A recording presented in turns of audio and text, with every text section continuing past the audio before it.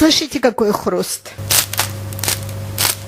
Итак, для начала подготовим быструю закваску для нашего хлеба. Здесь у меня 150 грамм муки высшего сорта. Посмотрите, добавляем сюда вот такое маленькое количество сухих дрожжей. Можно сказать, 1/3 чайной ложки. Добавили, перемешали. Теперь заливаем водой. Воды у меня здесь 150 миллилитров. 150 грамм муки и 150 миллилитров воды. И просто ложкой перемешаем.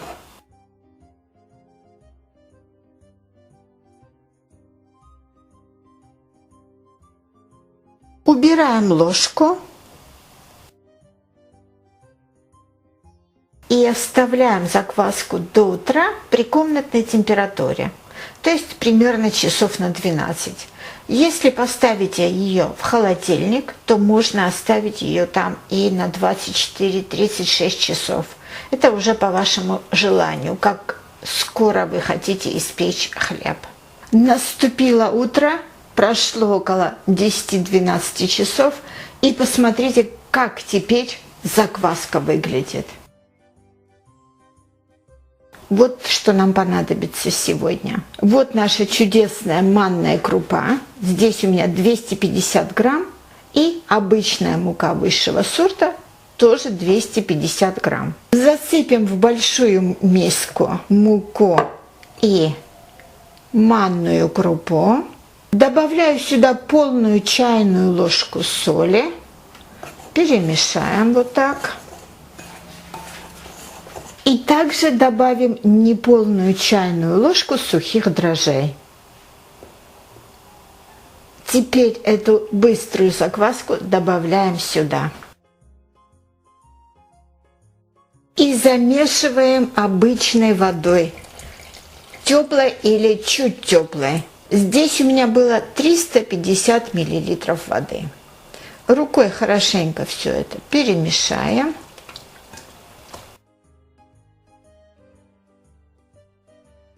Когда мы все хорошенько перемешали, под конец я добавлю примерно столовую ложку оливкового масла. Вот так на ладошку себе налью. Посмотрите, тесто готово. Немножечко вот такое жидковатое будет тесто, но такое и должно быть. Накрываем пленкой и оставляем отдыхать. Ждем, пока тесто увеличится в объеме примерно в 2 раза. Это может занять до 2 часов. Зависит от температуры на вашей кухне. Прошло менее 2 часов.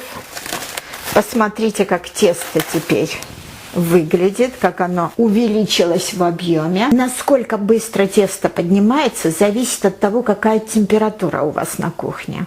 В эти дни в Лондоне очень жарко, и поэтому наше тесто, так можно сказать, досрочно поднялось. Нам понадобится форма для выпечки. Вот у меня вот такая 20 сантиметров в длину и 10 в ширину. Обязательно смажьте вашу форму сливочным маслом. Вы видели, что я всегда использую обертку от масла, и ей очень удобно смазывать, и потом эту обертку можно выбросить и так далее. Этот совет я получила от моей мамы. Моя мама, напомню, что была очень успешным профессиональным кондитером в Грузии. Можно сказать, переливаем это тесто. Переливаем, так как оно жидковатое, в форму для хлеба, для выпечки. Вот, посмотрите, какое чудесное, хорошее тесто получилось. Начинаем разогревать духовку до 200 градусов Цельсия. И пока духовка разогревается, пусть наше тесто еще отдохнет. Наш хлеб готов. Он пробыл в духовке 40 минут при температуре 200 градусов. 35 минут он был в форме, а 5 минут я достала из формы и оставила без формы допекаться. Посмотрите, как он снизу. Посмотрите, как сверху он выглядит, очень горячий. твердая корочка. Дождемся, пока он полностью остынет, и разрежем. Я покажу, как он изнутри выглядит. Сейчас он очень горячий. Хлеб очень и очень вкусный. Я, когда пеку этот хлеб, то мне очень тяжело остановиться и не съесть за один раз этот хлеб целиком. Поэтому, кто следит за своей фигурой, будьте осторожны. Дожидаемся, когда этот хлеб остынет, и затем продолжим. Слышите, какой хруст? Хлеб еще не совсем остыл, но не могу больше ждать.